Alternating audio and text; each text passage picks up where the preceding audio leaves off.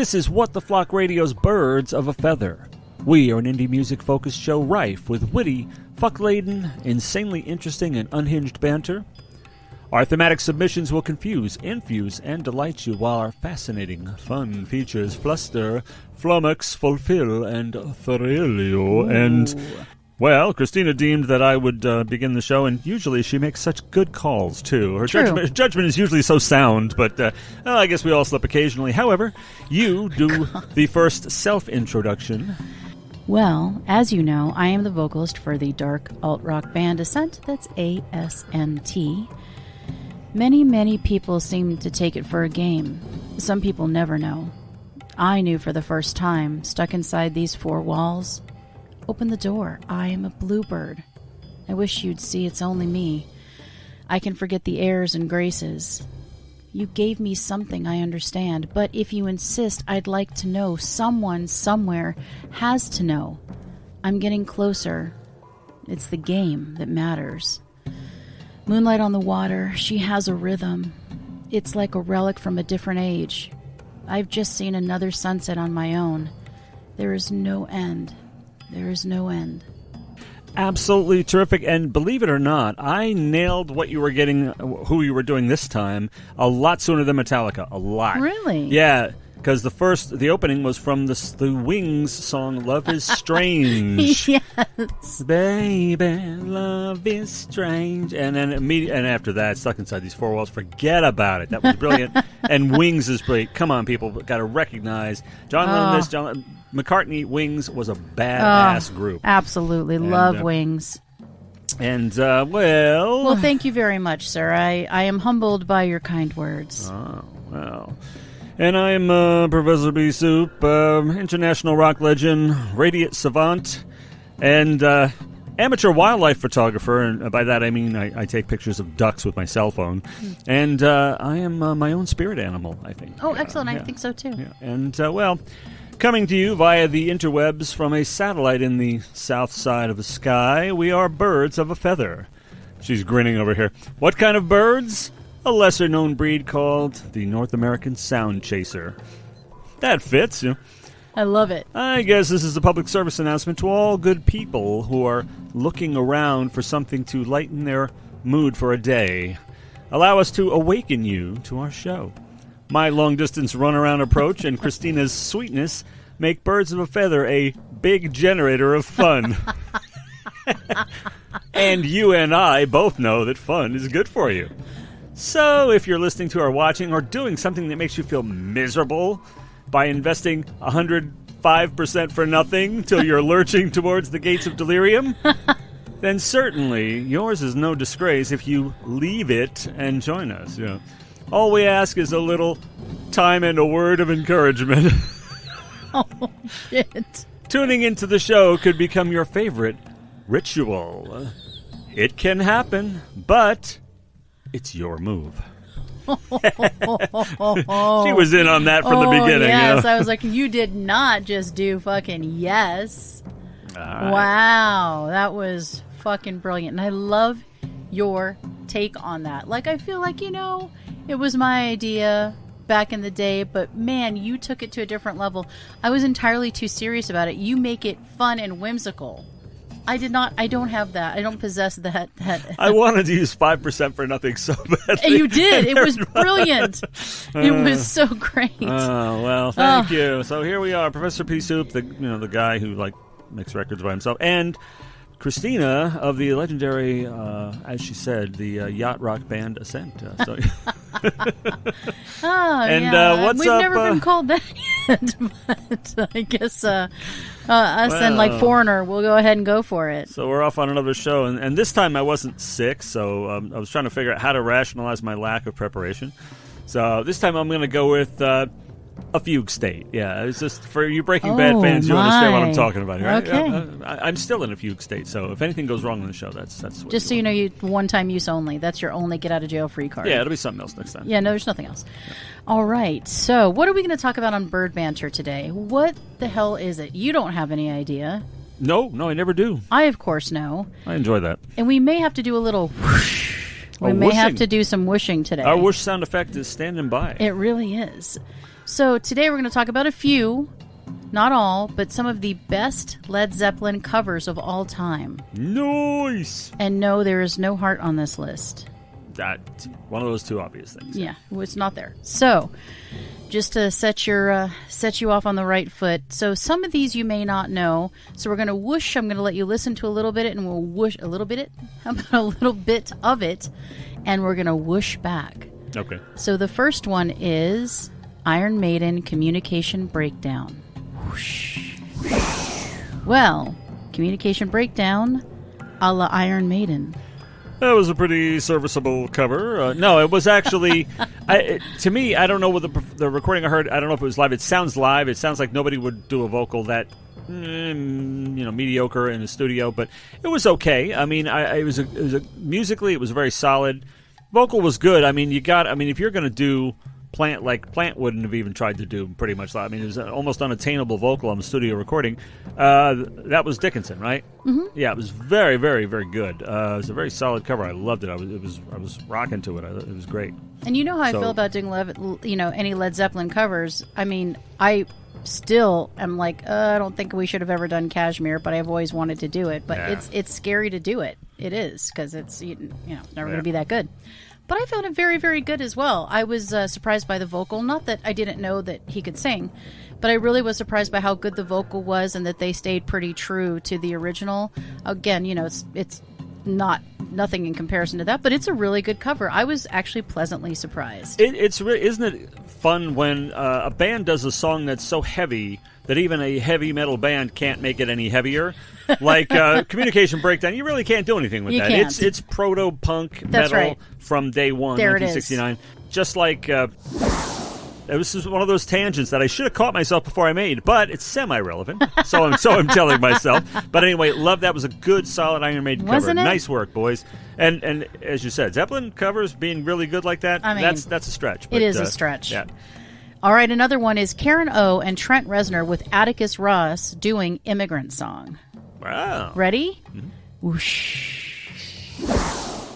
Whoosh. We're back. So now you've heard Karen O and Trent Reznor with Atticus Ross performing the Immigrant Song. What say you?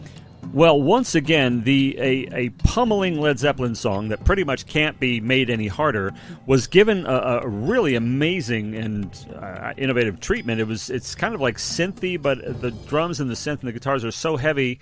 It just we listened to it, I swear, on a cell phone. And it still kicks ass. I mean, well, she's got a good phone. She's a kid. The young thing, they always have good phones. Even though I have a good one now, finally. Yes, we did bring him in the 21st century. Drag me screaming into the 21st century. I will tell you, he did not have a flip phone though. So anyway, sorry, but we digress. No, I had an iPhone, dude, but I know I got it's like one generation 2 or something. Semi-contemporary. So again, I think they did true justice and reverence to this the pile-driving opening to Led Zeppelin's iconic third album, the Immigrant Song, and they just tore it up. Great vocals once again. Nice alternate treatment on the music, but it still drove hard. 2 excellent Led Zeppelin covers in a row. This is astonishing. And I know you're not a big Trent Reznor 9 Inch Nails fan. I don't understand that, but he's brilliant. Anything he touches to me just turns to gold. And any time he does these collaborations, it just takes things to the next level. These 3 should work together more. This was brilliant. It was well done. It was electronic. It was the best parts of being electronica sort of sounding while still holding true to the rock foundation of it. It was just fucking brilliant, and I absolutely love it. I love it when people can, if it's an option, take a song and completely reimagine it. Like we were talking, some of the Led Zeppelin songs you really can't fuck with. But this one, they just took liberties in all the best ways. It's so fresh and it's so novel, and again, great vocal. Can't beat it. I mean, it was great. This is a very pleasant surprise. Another one. And I got nothing particular against Trent Reznor. I'm just not a huge 9 Inch Nails fan. Maybe I got a head like a hole. I don't know. But that was excellent. If you guys could see me, I would have just broken the fourth wall when he said that. I looked over like, really? He just said that? Did he just say that? I did. Did you see the breaking of the fourth wall just happen? If we did this on camera, you'd see the fourth wall broken often enough. Often. Yeah. And I think we are going to do a live show in the future. We'll talk about that more, but our management is hashing out the details. That's correct. With, our other management. That's correct. Those people are talking to other people, and they're going to work out some sort of contractual obligation to make that happen. Which means basically Christina brings it up every other week, and I'm like, what? Huh? That's correct. We're going to do it. All right. So the next one is Heartbreaker, done by Nirvana. A complete surprise to me. Hadn't heard it, and we're going to whoosh. I'm going to hear it because this one could be exciting. Are you ready? Yep. Whoosh. Okay. Whoosh. Okay. No, it is not a bar at 4 o'clock in the morning. It's both studios at 1:30 in the morning. There's just too much off-air shit that happens to explain. There's a reason we come back. I just can't wait wheezing till you ask about this cover. All right. Is that what that was, a cover? So now now you've heard Nirvana's cover of Heartbreaker. What say you, David? Well, that was pretty raw and pretty live. And I was listening. It's like, is there a vocal? And then suddenly, I figured out what happened. I mean, they're up in Seattle. That's kind of like in the north someplace, isn't it? And sort of. Sort of. And, up in the woods, in the Northland, in the woods. I mean, they obviously... Bullwinkle is obviously providing vocals on this one. I mean, I'm glad I wasn't drinking anymore. There's clearly a moose involved in the vocal performance here, and kudos to him. I think he was great. He could have had a better mic, but it was so sloppy and such a hot mess. First of all, that I think it completely vindicates Jimmy Page against the usual charges leveled against him, which are not unjustified, honestly. And he admits it himself that he's terrible and sloppy, but we love him. Yeah. He's the best. He's the sloppiest goat ever. He's super sloppy. He's super sloppy. Well, but then again, along comes Kurt Cobain and falls on his sword for his hero and says, Yes. You know what? No. Look at me. I'll fall on the sword. I'll jump on the grenade here. Sloppiest guitar player, it'll be me, and then my hero will at least be second place. But I'm a huge fan of Jimmy Page and Led Zeppelin and Kurt Cobain and Nirvana. But let's have a little fun at their expense. This was such a mess. It was so awful. I don't think it was. It was kind of a beautiful mess. Though. How was it a beautiful? That doesn't even make any sense. I don't know. It was a painful mess. If you were watching them do it, it would have been great. No, it wouldn't have. What the fuck are you talking? It would have been I'd have more been fun. like, why are we doing this? You should not be playing Zeppelin. Just get out of there. Look at me. Just get out of there. He did it. He sacrificed himself. Yeah, he fell on something. Yeah. I'm not sure what it was, but it wasn't good. The moose fell on the sword, and then they brought the mic in, and they recorded the vocal. A moose may have sat on Cobain, which is what resulted in that horrible mess that was slop times 20. He would go that far to get the right. You're right. To fulfill his vision of the song, which was an unmitigated train wreck. I kind of liked it anyway. I did not. I know. Yeah. Burn witch burn, but it was actually pretty fun. It really wasn't. No. That's the thing. Very punk.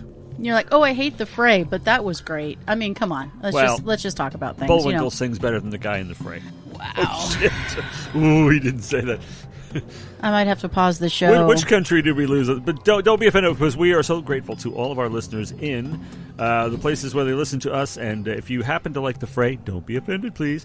In the United Kingdom, because David's just wrong. United States, United Kingdom, France, India, Japan, Canada, Switzerland, Belgium, Australia, Greece, and Singapore. Thanks for listening. And growing every day. And growing every day. Living together, growing together. This is like tell your friends. Shangri-La kind of thing and everything. No, are we played in Shangri-La? That's the one where it says unknown. Right. Space Station or Shangri-La. That's right. One of the two. Both. Maybe both. We don't know. The halls of Shambhala, the whole thing. Yeah. That's true. Well, now that we have agreed to disagree on that Nirvana horrid, horrific, awful, painful version of Heartbreaker, thank God there was no fucking vocals. At least it spared me that. What about Jeff Buckley doing Night Flight? Well, I have not heard, as another surprise, I did not know that anyone had covered the first song on Side 4 Kids, that's what we called it back in the day, of Led Zeppelin's masterpiece, Physical Graffiti. Let's hear, and this one has one hell of a challenging vocal, and I wouldn't be at all surprised if it was dialed back a bit, a couple of octaves lower, but let's hear, because they've been killing it so far. All right, ready? Yep, ready. Whoosh. Whoosh. All right. You heard it here for the first time, Jeff Buckley, Night Flight.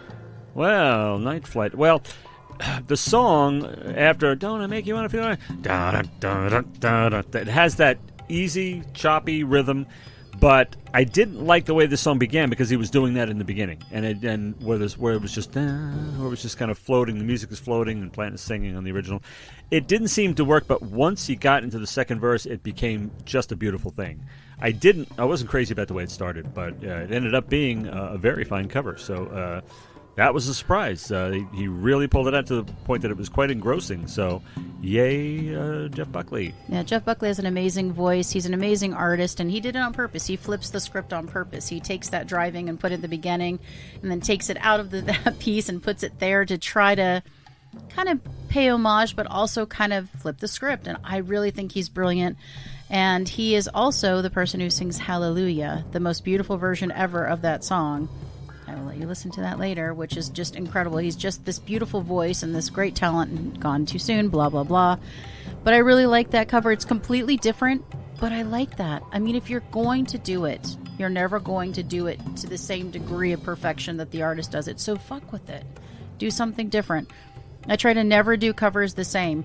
Now, that doesn't mean when I do a Zeppelin cover, it's not very true to them, but it's still my flavor, and I think that's how it should be. I think you guys did take more creative license with Nirvana, Smells Like Teen Spirit, and it ended up being a really excellent cover. Yeah, for sure. But it'd be kind of hard to do that to Kashmir, honestly. And you don't want to. Yeah, you want to honor it. It's such a good song in its current form that you just kind of say, here's a girl singing it, you know, and not in an Ann Wilson way, but in an Ascent way. So hopefully it works, but, you know, again, it's okay if it doesn't.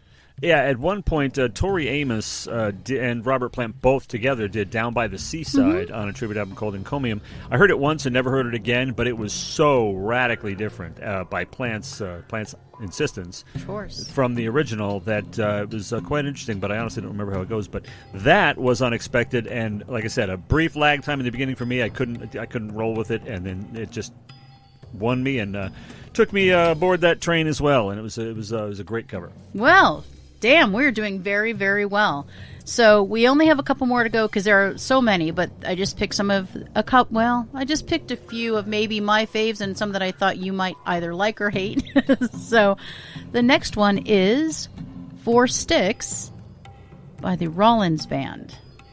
The Henry Rollins Band? Whoosh. Whoosh. All right. 4 Sticks, Rollins Band, and verdict. And just before we whooshed out, you heard me say the Henry Rollins Band, because that's what I'm assuming the Rollins Band is, Henry Rollins. Yes, right? So correct. that was Henry Rollins. Okay, Henry Rollins, of course, you know, the legendary career behind him, was also a radio host in Los Angeles here for a short time. He's brilliant, and has gone on spoken word tours. And the vocal on this song kind of lets you understand why he did that, because honestly, it's a very hard song. 4 Sticks is a lifelong personal favorite of mine at Led Zeppelin. It's a song that, even though it's played on electric guitars, suggests a lot more heaviness than it actually delivers. It's heavy in its writing, it's heavy in the timing, but this one cranks it up and just really blows the roof off with the song, as it always seemed to promise to do. Only I wasn't in love with the vocal or anything, but it was fun to listen to, and I did enjoy it. Well, I loved it more than the Nirvana vocal. Yeah, definitely. Rollins totally, he's not exactly Ian Gillan, but he's better than Bullwinkle. So, I like this one a lot. Got that going for him. First of all, great call, great taste in songs. It's not one that gets covered a lot, but there are a lot of songs that are more common. But great choice, a personal fave, and nice work, really. It's not a great vocal, but what did you expect him to do? The Robert Plant? Of course he's not going to do that. Nobody could do that. Not with as much testosterone as Henry Rollins could never. Not Mr. Beefcake, okay? Nobody could actually do the song like Robert Plant, least of all him. So, that was quite satisfying, actually. Not a great vocal, but I liked it, yeah. I liked it. I didn't mind the vocal. It's not a Robert Plant vocal, but I don't expect a Plant vocal from anybody. Nope. So I thought it was really good. I thought it was kind of inspired. I liked how raw it was. I liked how hard it was. I liked what they stayed true to. I liked what they took liberties with. I thought it was great. And the last one is Thank You, Chris Cornell. Have you heard this? Absolutely not. Oh, my God. Do you have tissues around? Because this is I'm ready. Well, nasal secretion rags will double as tissues. So, yes, go ahead and lay it on me. And it's time to whoosh. Whoosh. We're back. Well, that I understand that's the kind of thing that would make some people feel a little verklempt. It didn't do that to me, but I did. I loved it. It was he played it so sweet and mellow and soulful, and right at the optimal moment that "You to Me Are the Only One" part, he pulls out the stops and does what we know he can do.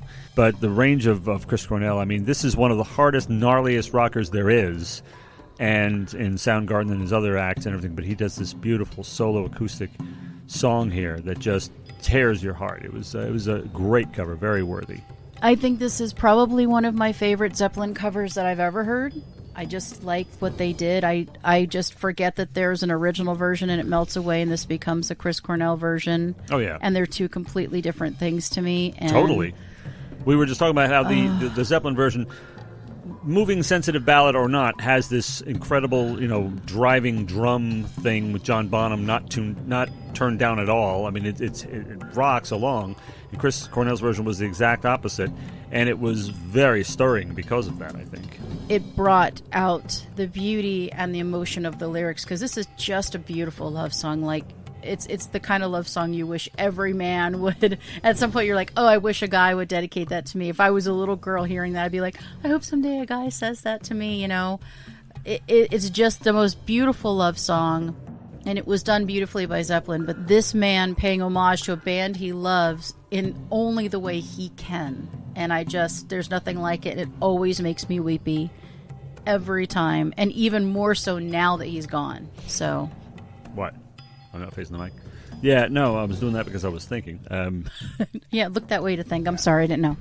Now I know. I don't want to think in front of the mic, You don't want to think you're not prepared. The mics are so sensitive, they'll pick it up. That's true. Every time I do this, I'm like, holy shit, I hear that on the mic. I know, you can hear it. I know, it's that's crazy. why I'm trying to be so careful.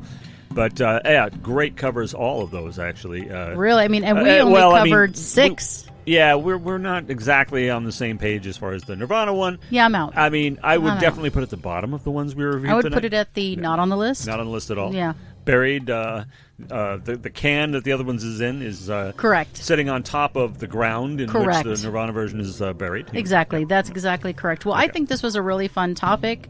I hope you think it was a fun topic. I hope everyone out there thinks, and maybe you whooshed with us. I hope you whooshed with us if you hadn't heard them. Maybe even listen. That's right. Yeah. Take a listen and, let us know what you think at boafonair@gmail.com. We want to know. Are you like, you guys are ridiculous? Those are all great. Those are all stupid. Let us know. We like to know.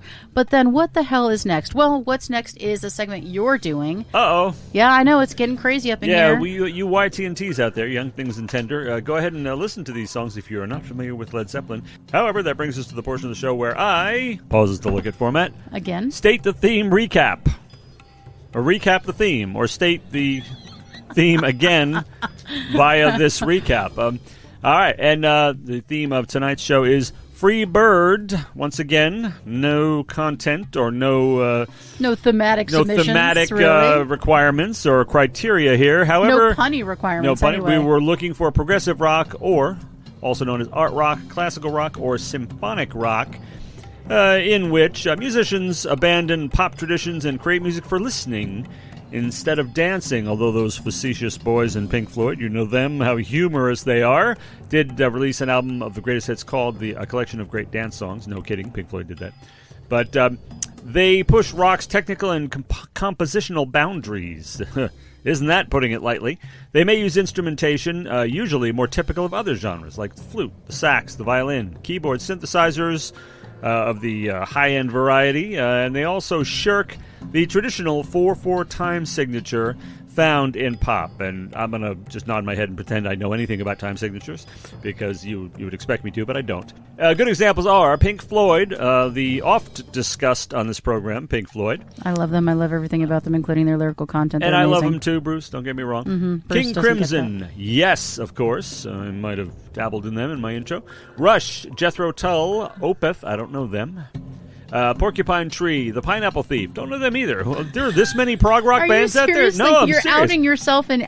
I'm so ignorant. I'm so woefully ignorant of prog rock. Apparently, A Perfect Circle, Emerson, Lake and Palmer. Well, there you go. Stephen Wilson, that guy with the boring generic name who seems to remix all these albums around. That's remix. Something. Yeah, he does remixes. No, he doesn't. Yeah, Stephen Wilson remixed Aqualung. I have his remix of that. I mean, that's not what he does. He's a brilliant musician.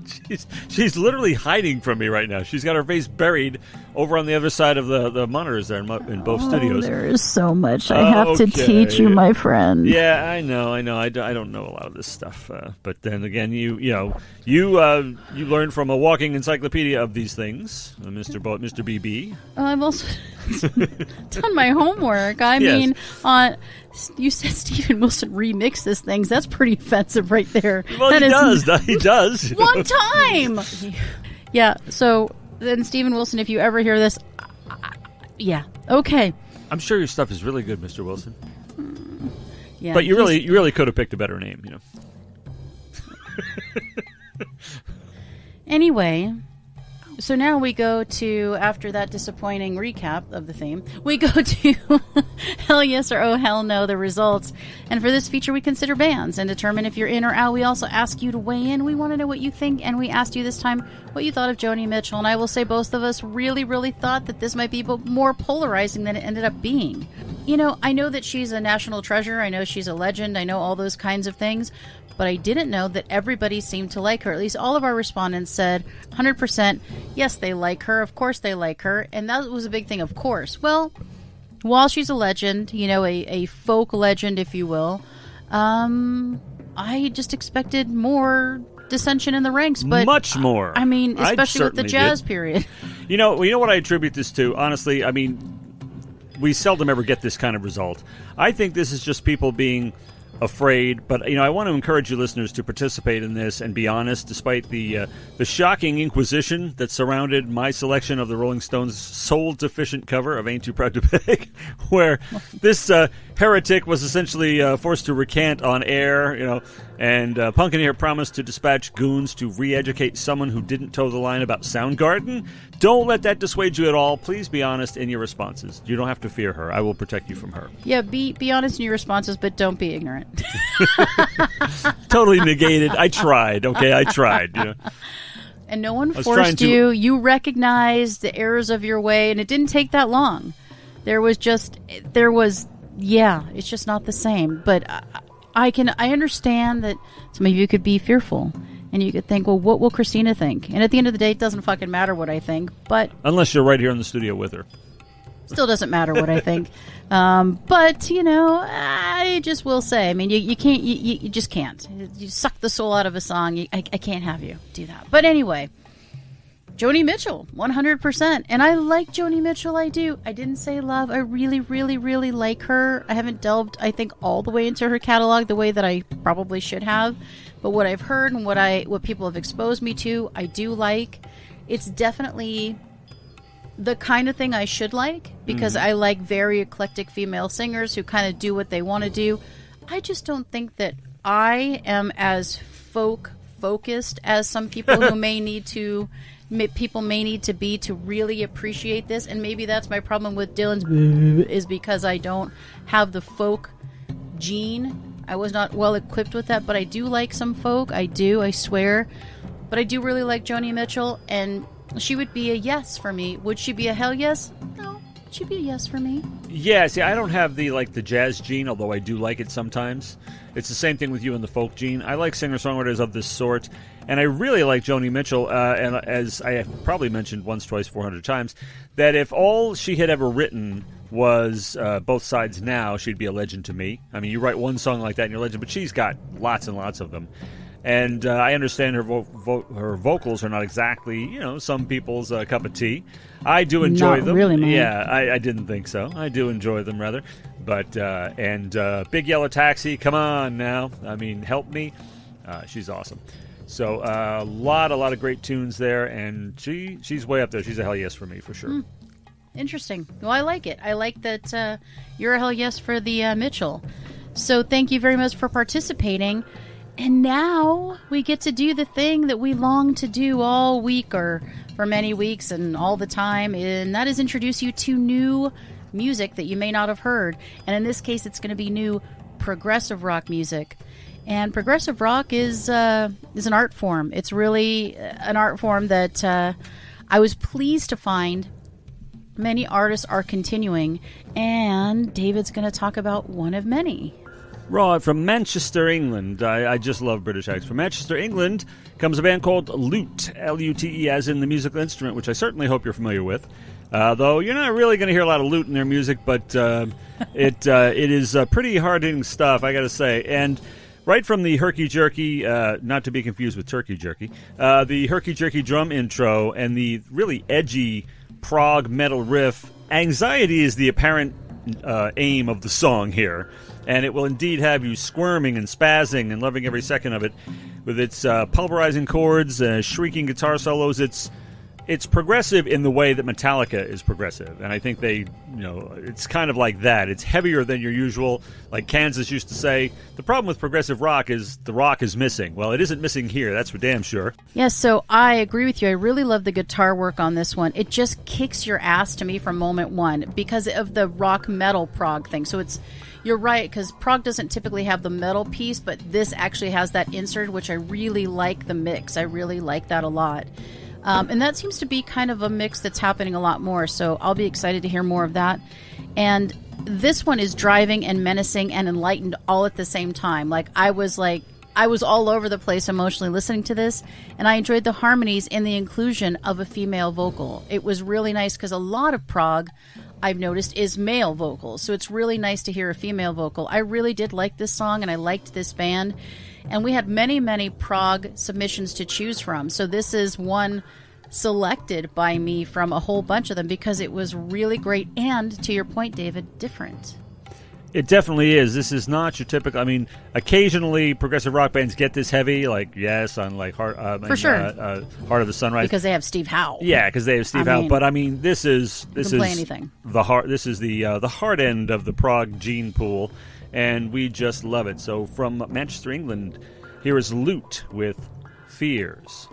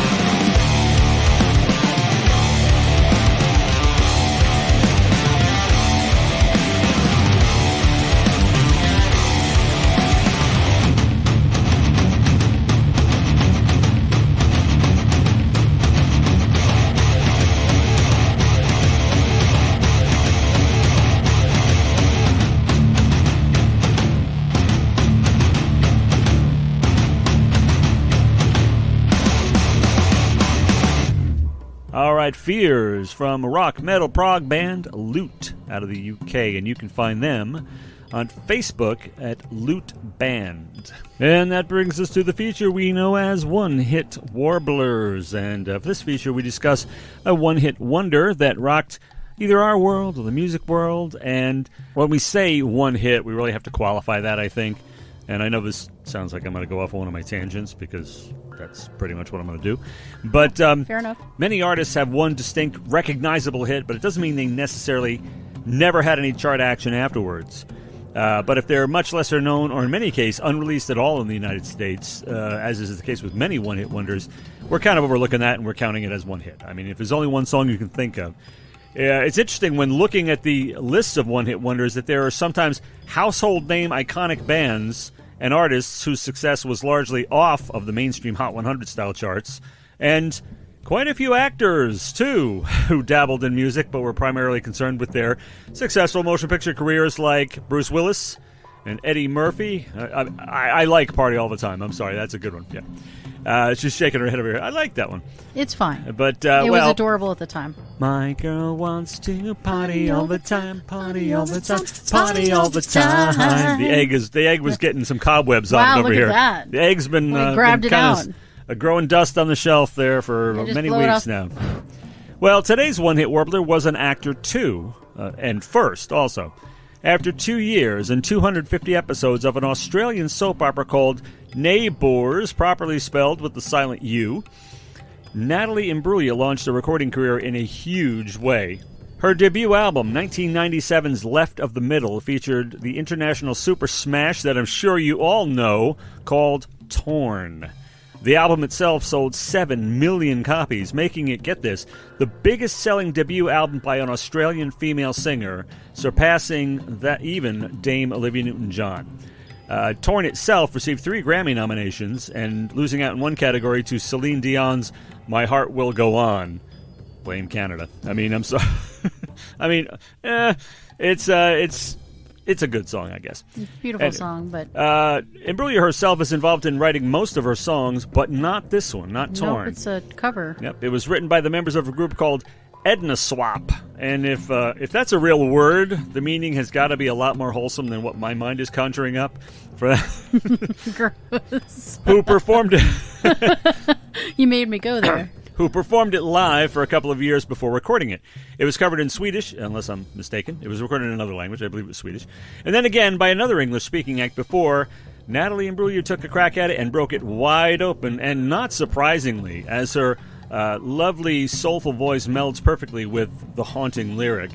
In it, the narrator reminisces about a man who taught her what it was to cry. And the song is actually directed at her new fella, who's apparently no prize either, and doesn't seem to know or care what his heart is for. You're a little late, she says chillingly. I'm already torn. She went on to record 4 more albums, selling 3 million copies in total, which is not bad at all. The most recent of which was called Male, that's M-A-L-E, an album of covers of male-fronted acts such as The Cure, Neil Young, Cat Stevens, Tom Petty, and Pete Townsend. That's pretty interesting, actually. And neither did she give up acting, appearing in a number of motion pictures, including, in 2003, one very near and dear to my heart, wherein she played Rowan Atkinson's love interest in the first film of the venerable spy spoof franchise, Johnny English. And she is beyond adorable in it, an absolute heart stealer. And don't be fooled by fools posing as film critics. They're lovely pictures all. Warm and witty and not lowbrow, so suck it, you haters. But anyway, it was great work from Natalie Imbruglia, the album, and I guess it counts as one hit since, that's the one you think of when you say her name. It was number 1 for 11 weeks in the U.S. Airplay chart, because back in those days, you couldn't do the Hot 100 if you weren't also released as a physical single. Yes, like I said, it was the Stone Age, And it was the UK's 85th biggest selling single of all time. Now, if you think how many singles have been released, that's pretty damn huge, And officially, the most played song of the 90s, the whole decade, in the UK. Officially, that's official. So you go, girl. One hit, but she's had a hell of a career, even though, like I said, as far as globally speaking, universally speaking, she's a one-hit wonder, but one-hit warbler, rather.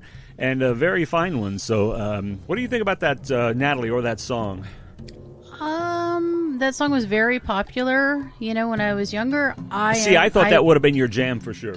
It's a fine song. She didn't write it, which, for you to have a hit with a song you didn't even write. So to me, it kind of sort of honestly invalidates the whole thing to me a little bit, because none of her songs went to number one, just the cover. And it was sweet at the time. I don't love her voice. I think it's a little whiny. It's nothing where I used to lie. My inspiration has run dry. It's what's going on. It's kind of a Lisa Stansfield thing, and I like. Well, it's not as husky though. I love Lisa Stansfield, but you can't even say those in the same sentence, because Lisa's just she's a rock star. I sense another Inquisition is in the offing there's here. No way you can say that. But I will say, it was wildly popular for her. I mean, she's a little impish thing. She's adorable, but I don't get it. I really don't get it, and I have not seen her act. But for me, she's a blip. For me, and maybe she's had little successes other places, but doing covers of people and making covers your thing, you're kind of a big tribute band, and I'd rather her make it on her own merits, which is the hardest thing to do. But the rest of the songs on that one album, which is the only one I know, are actually quite good. The originals. I listened to them. I didn't do much for me. Did you borrow them from the library too? No, no. My friend you weren't even born back then. My friend had the tape. Oh wow, the tape, like the cassette tape. The cassette tape. Ah, awesome. And I was like, it's all right, but I don't love it. All right. But she loved it. I thought it was interesting. But it is interesting, and she is a one-hit warbler, and a very good example of it. And she was, honestly, she was always on MTV. She was on the radio every second. So, she's the real deal. She's a one-hit warbler like John Travolta. Oh, God. I was saying, all these actors who had that one hit, and a lot of them are totally, real sappy. Horrible. Hey, but you know what? Don't give up on us, baby. Oh, I'm out. I'm so out. Dude, if you're an actor, just stay an actor. If you're a singer, stay a singer. My favorite example of actor-singer, Richard Harris, MacArthur Park. Stay an actor, right? Oh, my God. I'm making your point for you. Oh, my God, yes. Please stay an actor for the love of all that is holy. All right. Well, now that we talked about one-hit warblers, I'm hoping at some point that this will be a hit for them, but hopefully not one hit. One as in W-O-N, maybe a one hit, but not a one hit. This next band is one I am super excited to talk about. This is District 97. And the song is Ghost Girl. Now, District 97 is a band that Bruce and I have been following for years. They definitely don't have their just desserts. And I honestly didn't think, because they played such huge shows and stuff all over the world and opened for big people, I did not think they would respond. They were excited that we wanted to play them. And I actually kind of had like a what when I saw it come in. They're an amazing band fronted by it's funny you mentioned American Idol, fronted by a top 10 American Idol finalist. So she is a very, very good singer. Really great band, honest to God. You got to listen to them. They're so great. They're so inventive. They're from Chicago. And obviously they are prog rock. And when you hear them, that's what you get. They're prog. Ghost Girl, this particular song begins with a very soft and sweet, yet it's a very soft and sweet vocal, but it belies a darker, disturbing turn that comes quickly. And I love it when songs do that. I love when the prog bands bring in the vocal early. It only adds to the impact and allows me to connect from moment one. Because it's a voice, something most or all of us have. It humanizes the song and brings me in. This band is prog magic to me. I love everything they do, their movements, their tempo changes, everything. It's the perfect blend of vocals, masterful movements, tempo changes, and superior melodies. And the classical-inspired piano gives way to angular metal guitar riffs. And then they go back into jazz-flavored chords. It's ridiculous and it's brilliant. This is 10 minutes and 51 seconds of time well spent. Ghost Girl.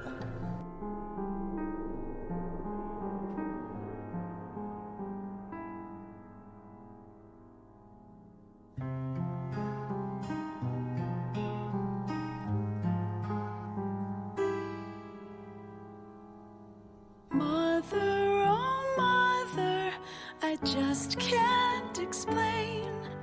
Things all around me might drive me insane.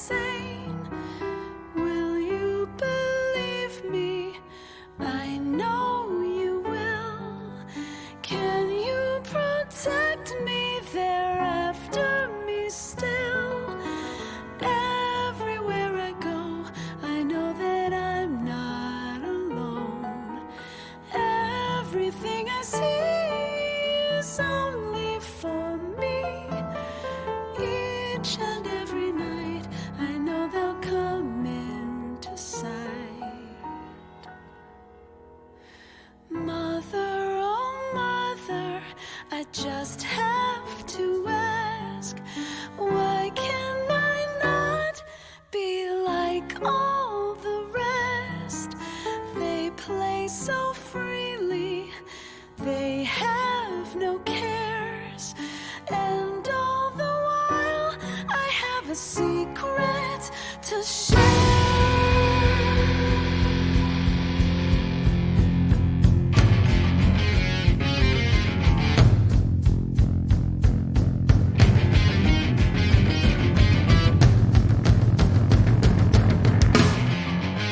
They keep on calling me. They keep on calling me ghost girl. They keep on calling me. They keep on following me all around wherever I try to get away. The kids are calling me ghost girl. They keep on following me and they will forever.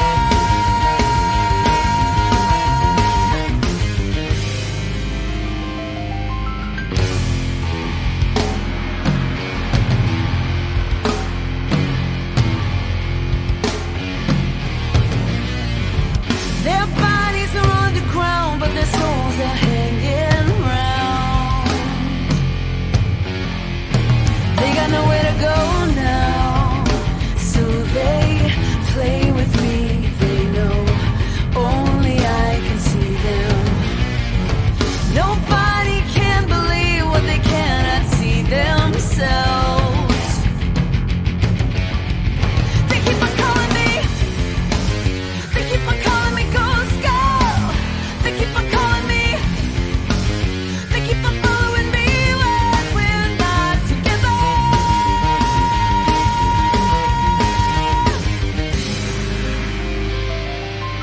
Mother, don't leave me. I cannot be alone.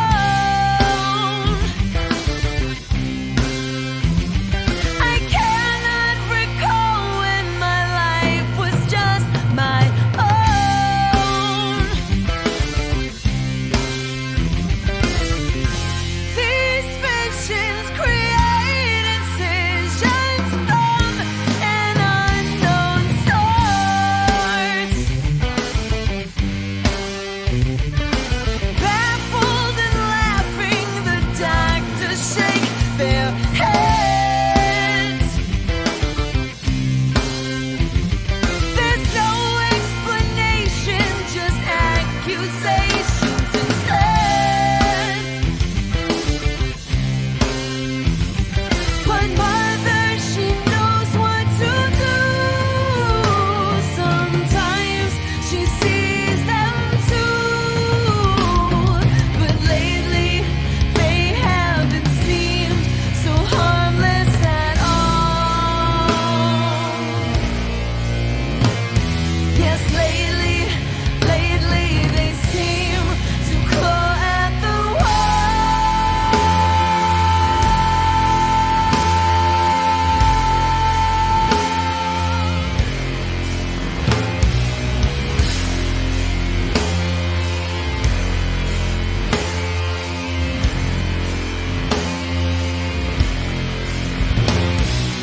dishes fly off of the shelves and shatter on the ground.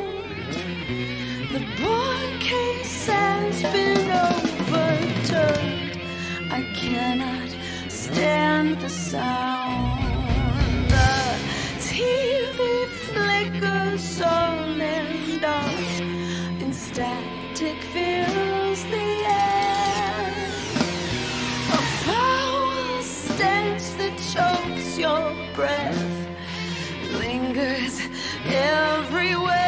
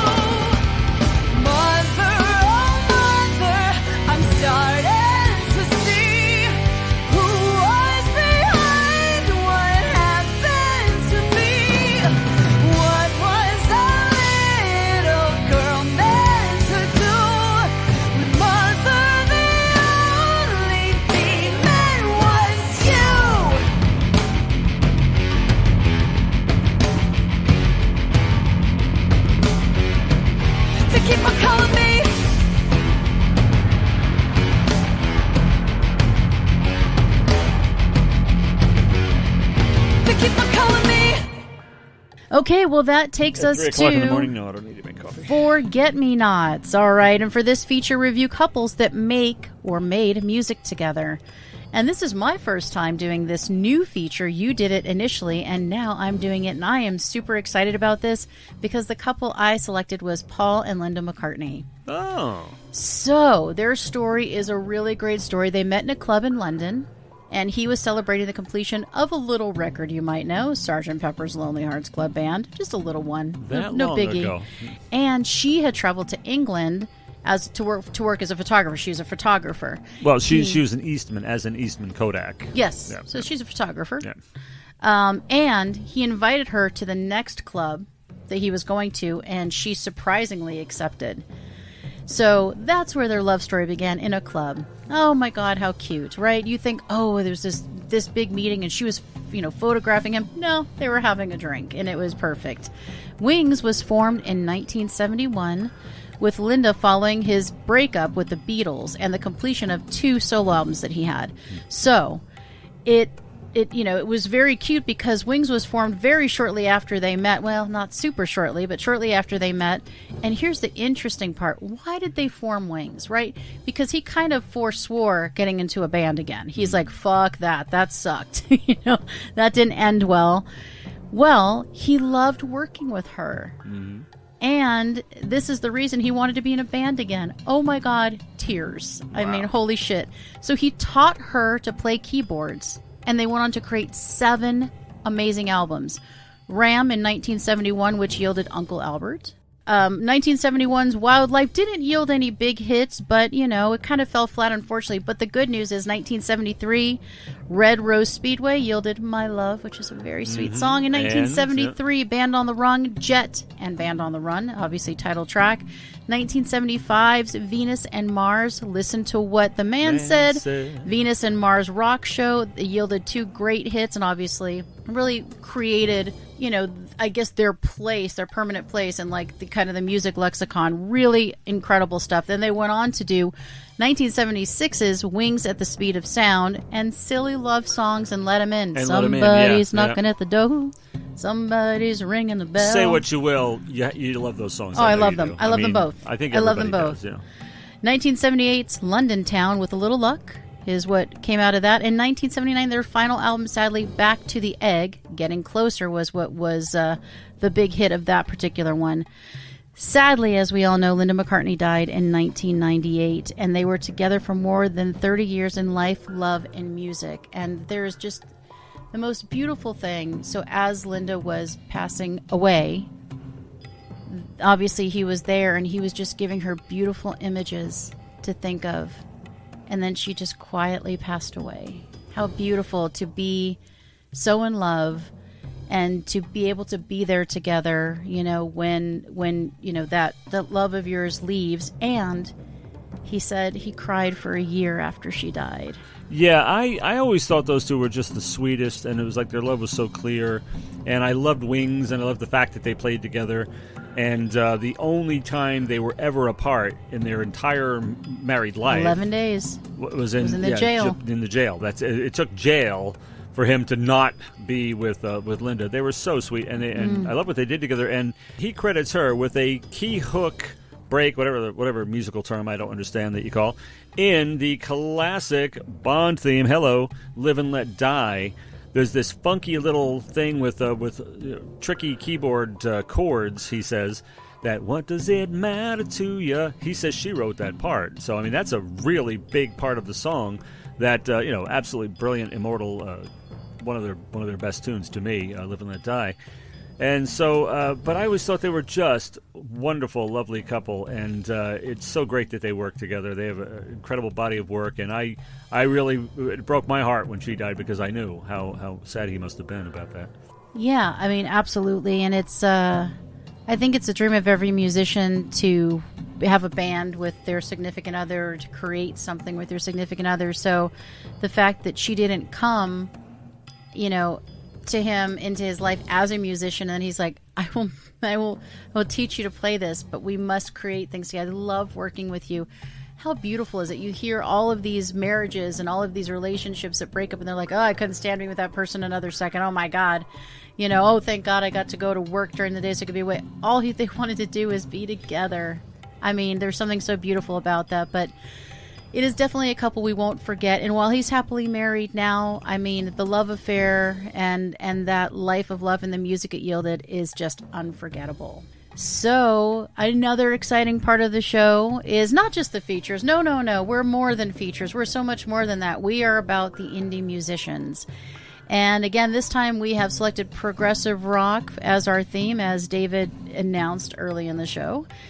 And I think you might have another band. And this one I actually found myself. I spent a lot of time on Bandcamp listening to new artists. And while we got many submissions, I'd already gone out as part of my show prep and listened to a bunch of up-and-coming prog rockers. And this is one of them. And once again, hopping across the pond, the UK crowd's really keeping prog rock alive. This band is the Emerald Dawn, and the song is called And I Stood Transfixed. You know, I hate to draw comparisons, but it really does start out like a lost Pink Floyd track with a world music rhythm that creates an absolutely delicious combination.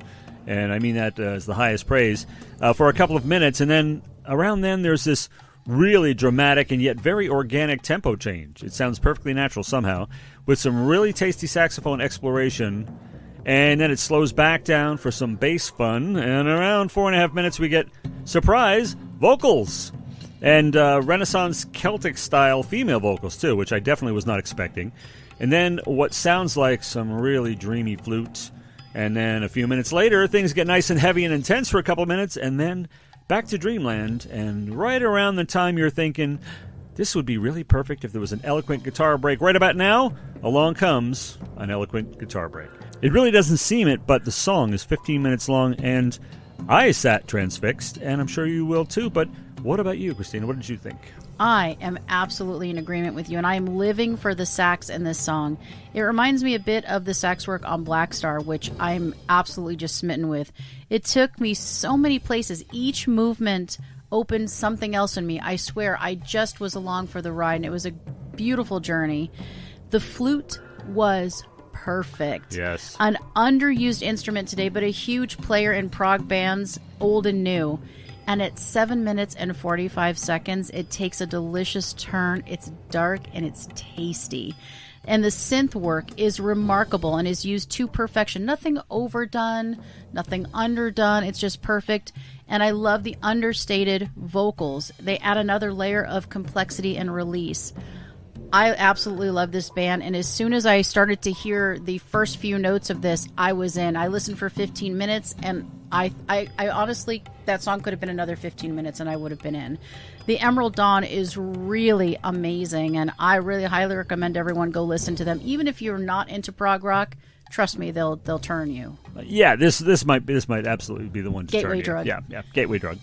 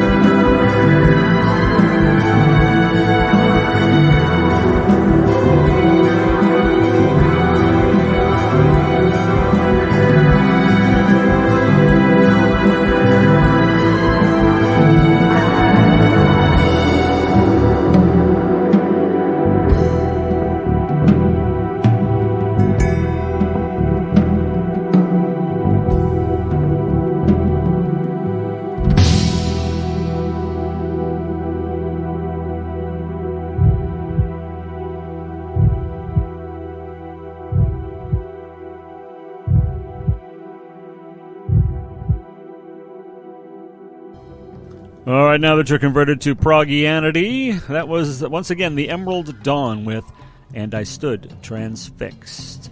And you can find them on Facebook at The Emerald Dawn. Woo! You know what time it is. It's that time. You know what time it is. Yeah. What? All right, and well, we've been doing a lot of humming and la-laing. We sure have. Of late, but remember Various Songbirds? Well, it's back. The Various Songbirds Battle Royale is here once again, and for this feature, we name lines, not melodies, not a bunch of onomatopoeia sounds or anything like that, but actual lines from songs, and try to stump each other in head-to-head battle. And historically, as some of you might recall, it's a lot more challenging. So, and well, Dave has been merciless with me. Yeah, well, Merciless. You know what? We shall see tonight. Okay? Merciless. We shall see tonight. Painful. Okay. See, tonight, honestly, I mean, I know it's not nice to say I don't want to hear, but I don't want to hear that you don't know these songs, okay? I am being as softball, cotton ball, Nerf ball as I can be. So, well, but you go first, I believe? Yes, this time I'm going first. Well, are you ready? Ready. It's getting late to give you up. I took a sip from my devil's cup. I was actually thinking about doing this song. You were not. No, I was. I really was. And I thought, no, she'll never get it. I wouldn't get it. Because but you love this song. I love this freaking song. It really doesn't have anything to do with Britney Spears, but I love the song Toxic. I always have. I actually bought it once a long, long time ago. I love this tune. That was a softball, yeah. Baby, can't you see? You know, the auto-tune vocal. Baby, can't you see? Yeah. I mean, there's genius at work here. It just isn't hers, but yeah, it's a great song. It's like you can do a great song. Anybody could be put on that track and it would rock. Oh, yeah, anybody, yeah. All right, let's see what I got for you. Softball, babe. Oh, you have no idea. Okay. We'll see.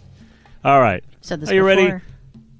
Take the glove off. Hold out your hand, and I will drop gently. And the cotton ball is so light and so airy, goodness. It will take several seconds to fall into your upturned palm. You may have all heard this before. We'll see if this and she goes, is true. What are you doing to me? What are you doing, man? That's mean, man. I'm not sure I talk like that, but if I do, you let me know. She's gonna be laughing and singing along when I get 3 words into this. All one. right.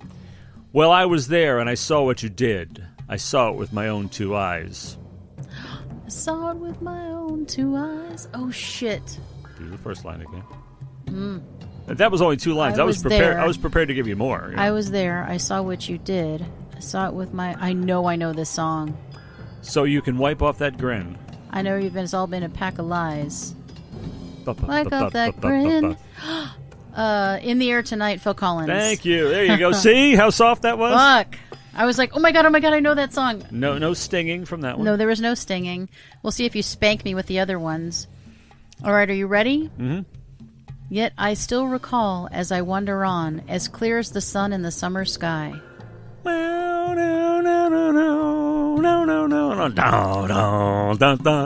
Boston, More Than a Feeling. Yes. There's nothing better than that moment where you go, yes, I know this song, and the look on your face and is I'm hearing the best. Brad Delp's voice soaring in my head. More than a feeling. Because remember, you said, if you don't like Boston, I'm like, I love Boston. Hell yeah, man. Hell yeah. There ain't nothing wrong with some Boston. Oh, too bad you couldn't be there, baby. You were a little too young, I think, at the time. But I saw Boston and Mr. Hagar open for them, you know. Oh, yeah. My God. Doing the set list from the live album all night long. Totally badass. What? My gosh. All right. Well, jelly is what I am. All right. Here's one for you. Soft as soft can be. In fact, I'm going to tumble dry this one just to be sure there's no moisture. This one is tumble dried to be sure there's no moisture to perhaps weigh it down a little bit as it falls into your hand, okay? Oh, all my right, here God. we go. Laying it on thick. I've been drawn into your magnet tar pit trap. I wish I could eat your cancer when you turn black. Hey, wait. I got a new complaint. You did not just do the hey, wait.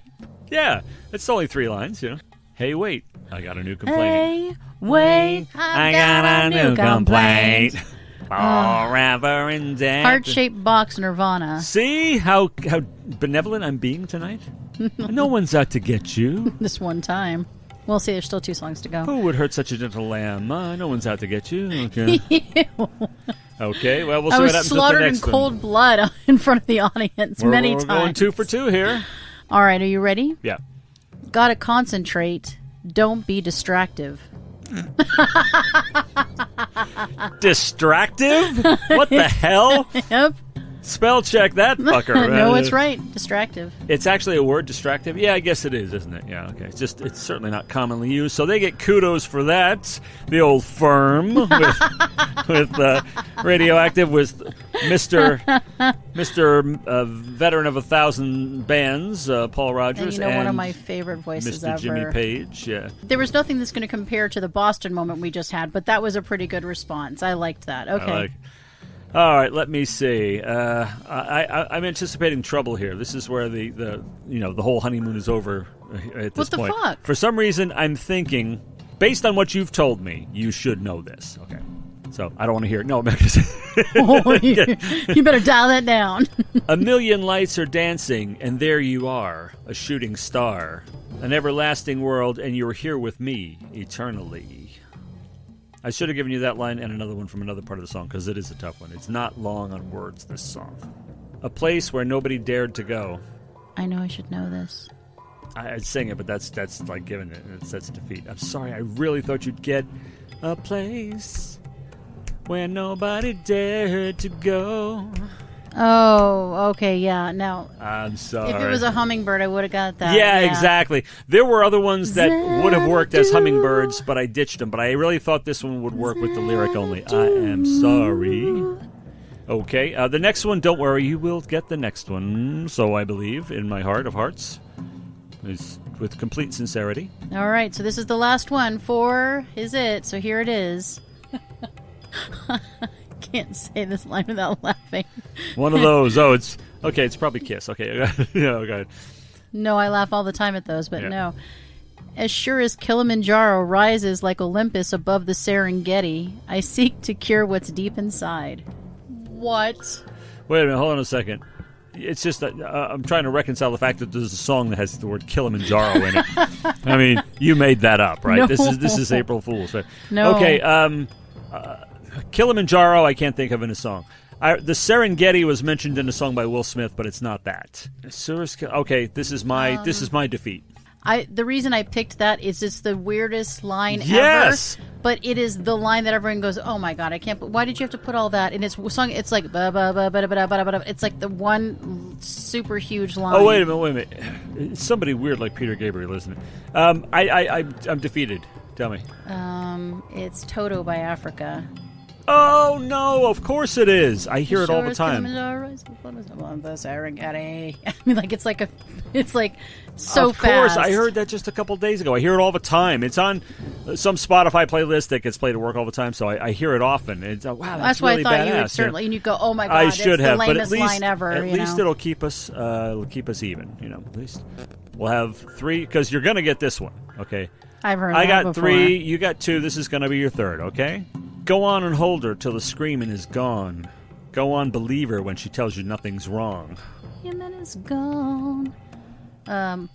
The only one, Melissa Etheridge, one of my favorite of all time. See? You I'm pandered. really I like trying. It. Thank you for the pandering. So big time on you this so one. did. I totally did. All right, so we did good. We were sweet to each other for the most part. I thought you'd get the Toto one without a problem, honest to God. I should have. I really should have. And I thought you'd get picked the weirdest line. Xanadu. Well, I don't think I know the lyrics. All I know is Xanadu. I remember you saying I listened to it a million times. Yeah, but you were skating. Xanadu. You were skating and dancing. I was skating and dancing. I should have thought of that. with the little barrettes with the little strings like she wore in there. I had those. So that's what I was doing. Yeah, you were skating. I should have known. You were young. You were skating and dancing, yes. not navigating the nuances of the lyric. I was not. No, I was not. All right, well, I love these moments because this is what I like to call the best musical breaks ever, where we introduce another new band, and this time it is Vienna Circle. I love that name, and the song is Golden Sunset Roulette from Wiltshire, England. Yes, and of course you guessed it, they are prog rock. Now I have to tell you, there is like a bossa nova in 7 that is played on organ, and the guitar sets this song off perfectly. The song is mostly, honestly, dominated by the lead guitar that plays kind of, I guess, a jazz fusion. And it is technically proficient. I mean, really, with a lot of prog rhythms and jazz chords that give it that 70s fusion sound that I fell in love with, and it differentiates it from more metal-oriented prog bands like the ones we heard, the one Loot earlier that we heard. And in the middle of this extended instrumental is this beautiful and ethereal vocal over subdued instrumentation that really introduces you well to the Vienna Circle.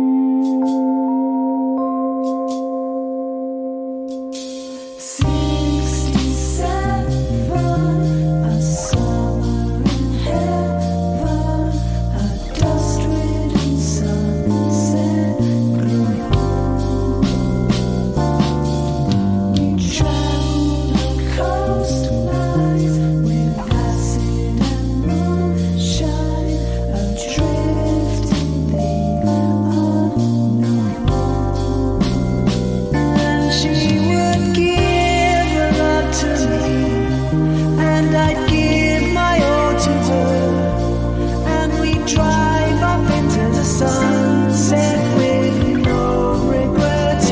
Golden sunset, how beautiful it was to feel so free.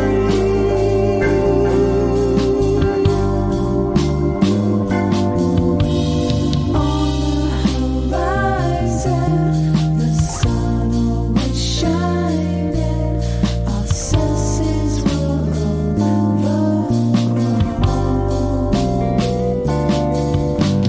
Never returning, cigarettes burning. Love showed us the way to go. And she would give her love to me, and I'd give my all to her, and we'd drive up into the sunset with no regrets. Golden sunset, how beautiful it was to feel so free.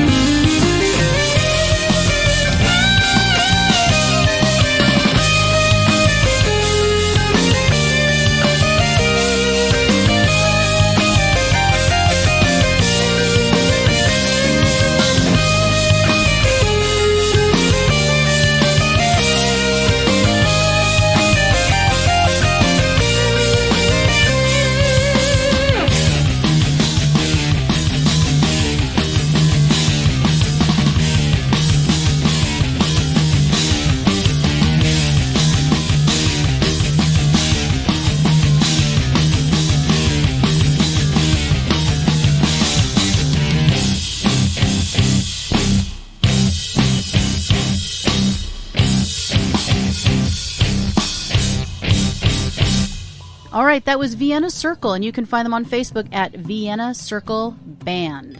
Nice. And this is another one that I went to Bandcamp and found myself. I really, really enjoyed listening to all these amazing prog bands. Really great stuff out there. Hearing good things about Bandcamp lately, gotta say. Push for Bandcamp. All right, well, that brings us to a feature you all know well the Partridge Effect. For this feature, we look at family bands, brothers, sisters, dads, moms, whatever, if they're keeping it in the family. And tonight, the act in question here is also something of a one-hit wonder. As I was saying, I found him on the list, and I got the idea from looking at the list.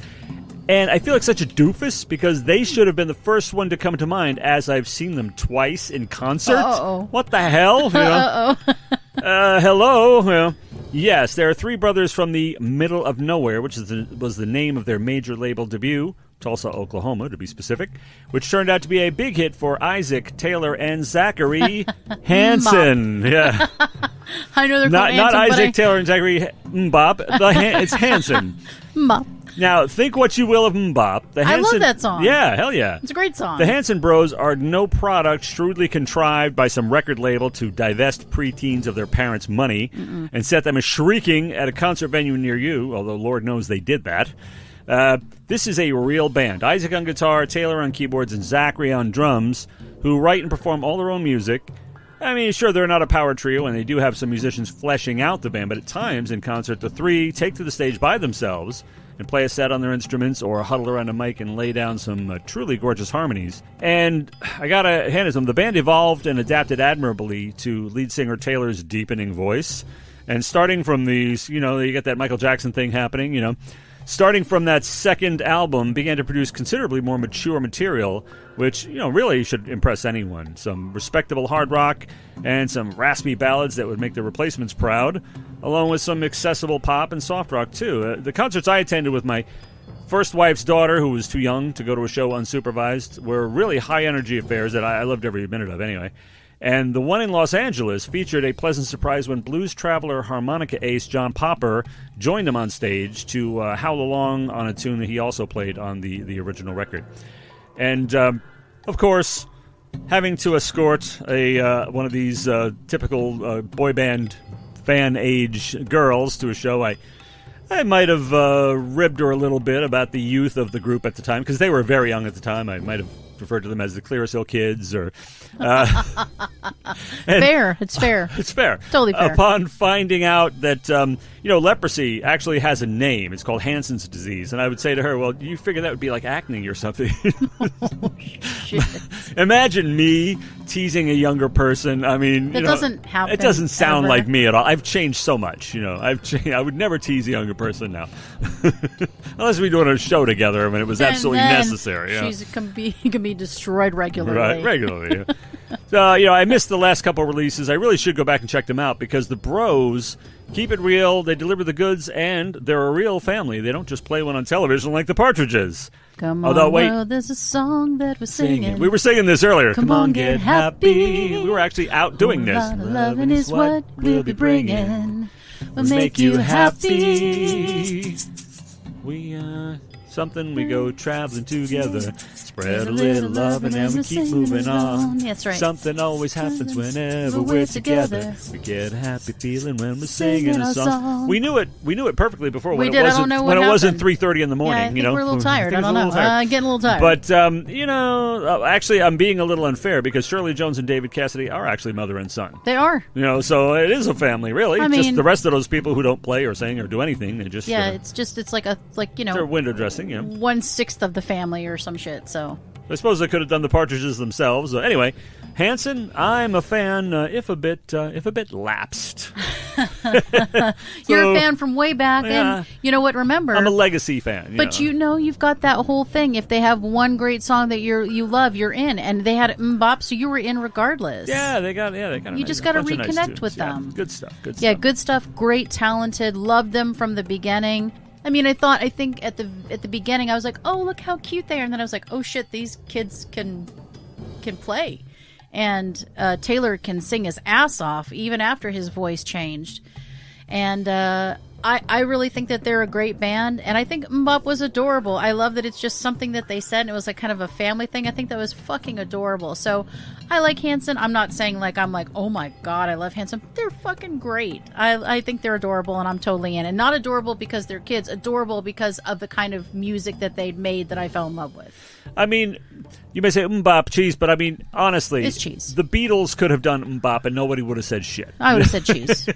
But there's a lot of cheese in But the I Beatles. mean, there is a lot of cheese in And the Beatles, in but Wings. it seems to belong too. I mean, it does. If you're into cheese, and I'm into the occasional cheese, but there's a That's lot. all you there's well- a lot of cheese on in Wings albums, so I had a little trouble with lyrics. So I was like, oh, that's real schlocky. Well, no, I can't say that. McCartney is the cheese king. He That's is. why He's it, schlocky. it was best when he was offset by Lennon. You know? Yeah, and what was really great is I got down to the bottom of all the songs when I was doing that feature, and it said at the bottom, Wonderful Christmas Time, and I Oh, got a little no. nauseated, and I No. just moved on. I did They not had- use anything from that song. They have a greatest hits Wings does called Wingspan, and I don't know offhand if Wonderful Christmas Time is on it. One God, could I can hope only not. hope One not. could hope not.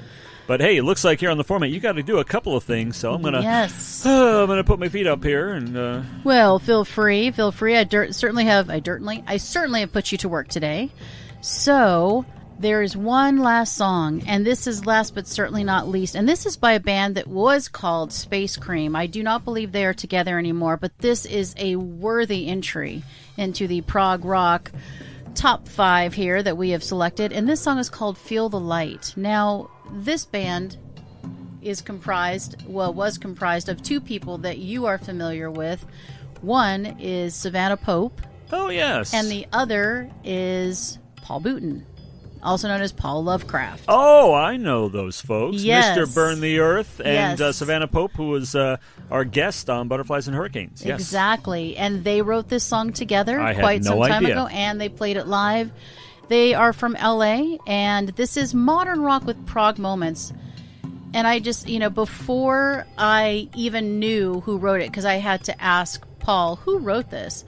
I thought whoever wrote this must be a Yes fan, because I am in love with the beginning of this song. The bass screams Squire, but with a hint of Levin, which I love. And I know that Paul plays bass and guitar, so I was like, did you play bass? He's like, no, I play guitar. And I'm like, love the guitar too. And to come to find out, he co-wrote it with her.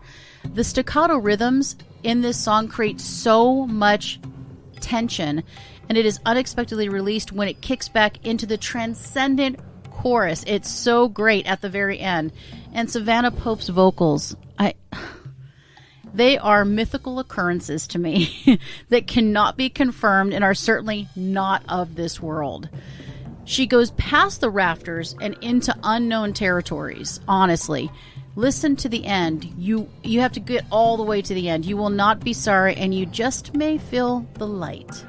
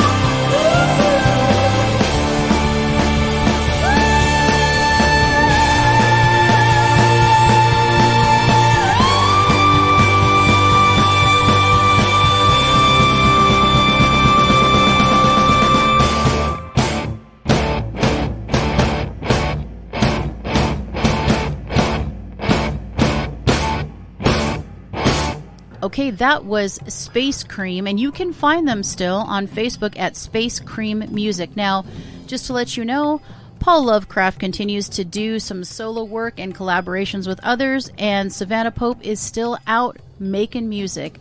So while they may not be in Space Cream together, they are still out there doing their thing. So look them up separately so you can see what they're doing today.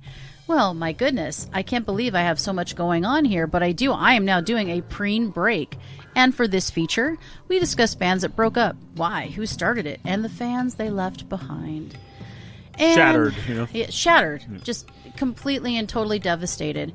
And the band this time is the Smashing Pumpkins. Definitely a band that I love. They were founded in 1988 and they broke up in 2000.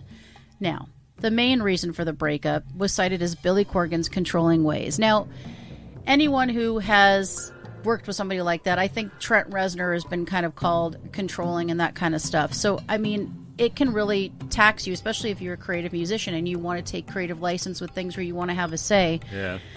Well, here's an example of just how controlling he was. So the recording of Siamese Dream, which was released in 1993, was a nightmare to record. So basically, Corgan's standards were so exacting that he scrapped the contributions from James Iha, who's a fucking brilliant guitarist, and Darcy Retzky, who is an amazing bassist, and re-recorded the parts himself. So they're not even on the album. Oh, ouch. So the only person that's actually on the album is Jimmy Chamberlain, which is the drummer, and Billy Corgan. How fucking evil is that? I'm sorry. You work all this time and you record and you leave. So that is pretty fucking bad. And again, you know, I've had many conversations with you about this. There's no way that without the collaboration of Bruce and I, that the songs would be what they are today. And I'm not saying that Bruce needs me, because he doesn't.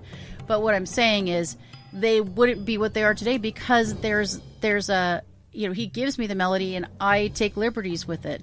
Just like, hey, we wrote these songs together. Here's what I would play as the guitarist. And oh, no, that's not what I want. I'm sorry. It's called a collaboration, you know?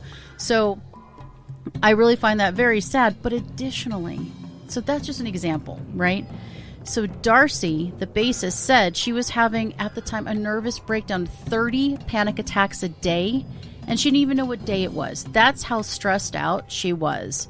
She was given 3 months off to recuperate, but then when he wanted her to return and she wasn't ready, that was it. Wow.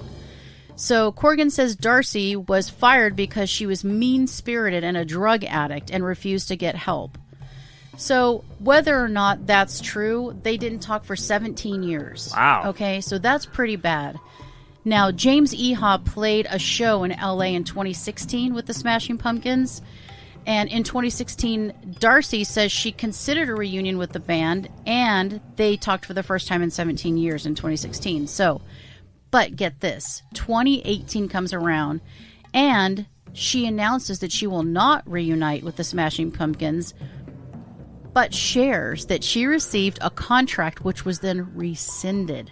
Oh, whoa. Which Billy denies, but she says, hey, I was ready to do it, and it was offered and then rescinded. Wow. So that same year, Smashing Pumpkins, 2018, announced their reunion that they called Shiny an Oh So Bright Tour, with James Iha back on guitar. Oh.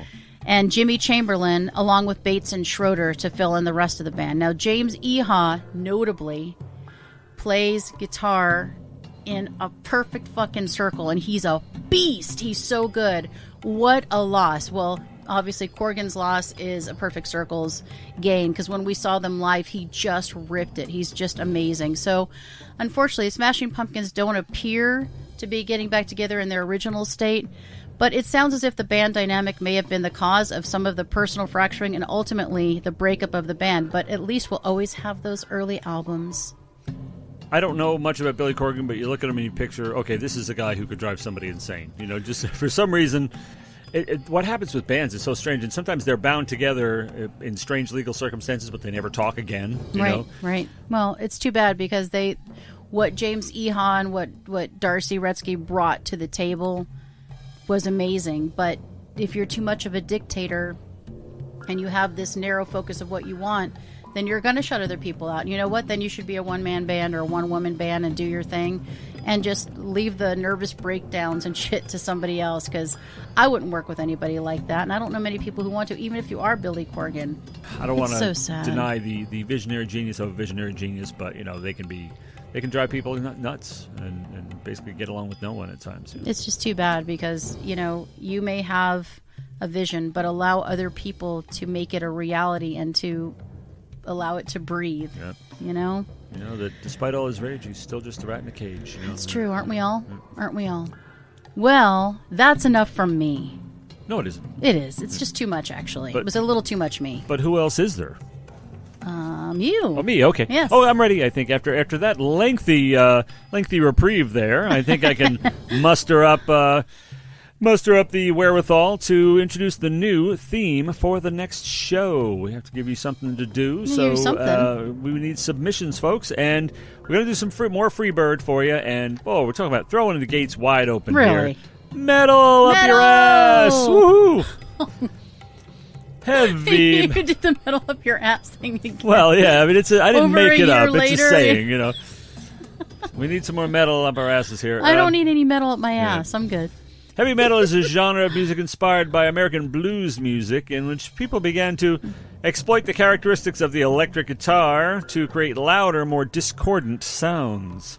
Heavy metal is characterized by fast tempo, although not always. Sometimes the slow stuff is the heaviest, really. Aggressive rhythms, grandiose lyrics.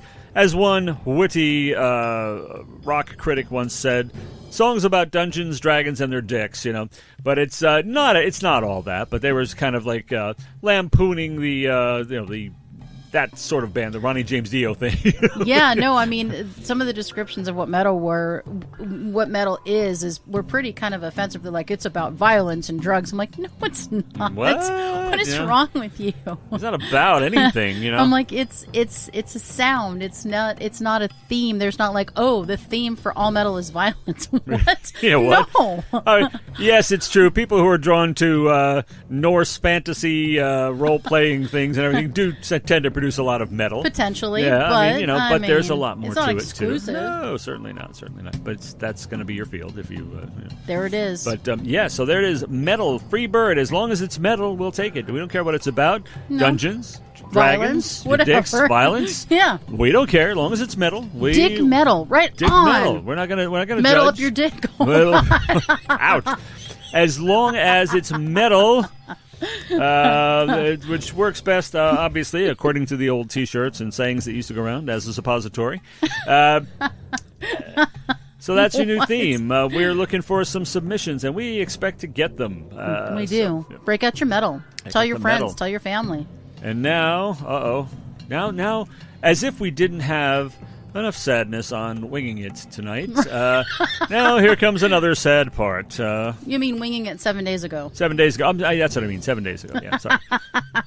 And now it's like break out the violins and the cellos because... Parting is such sweet sorrow. It is. But while the show is winding down, we are giving you what we call homework. And we want you to tell us, on a sort of pseudo-news segment, hell yes or hell no versus. Now this is an epic battle. We are pitting two people against each other, two bands. One, Metallica. The other, Iron Maiden. All right, this is essentially the pecking order, only you do the deciding. That's correct. And we'll tell you what we've decided as well. But yes, Metallica or Iron Maiden. You let us know what you think, and we'll tell you what we think. And if you don't agree with us, you're wrong. That's all. All right. And again, feel free to speak freely. I will try to keep the Inquisition and the re-educators away from you. Don't be frightened by Christina over here. Yeah, I have to face her. You don't. Yeah, so. Don't be frightened. Just do the right thing. And the Goon Squad doesn't know where you live. Okay. Oh, fuck you. All right. Well, I guess it's time to wrap this puppy up in a neat little blanket. Next, from What the Flock Radio's Birds of a Feather, is a new episode of Winging It. Remember, your boys are coming at you every week. Subscribe to our feed at BOAF On Air, both on air, Birds of a Feather, as in boafonair.podbean.com, and enable notifications so you never miss a show, or subscribe and listen on your favorite platform, up to and including Apple Podcasts, Spotify, Amazon Music, Audible, Deezer, iHeartRadio, Pandora, and more. And, I think we've come to the, we're going to the end of the line here, Wilbury style. And I think that only leaves for you to say... Wait a minute. I know you were hoping we were going to wrap this up in a neat little blanket, but one more thing.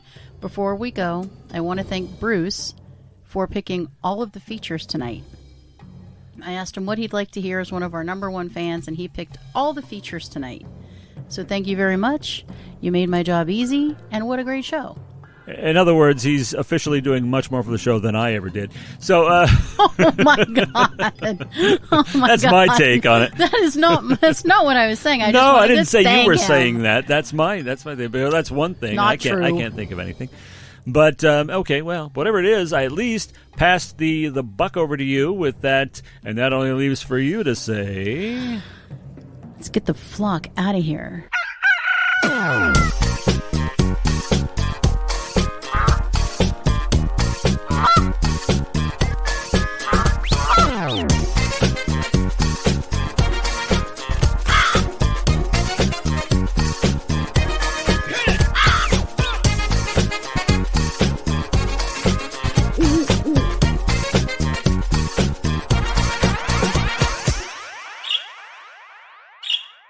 This has been Birds of a Feather on What the Flock Radio.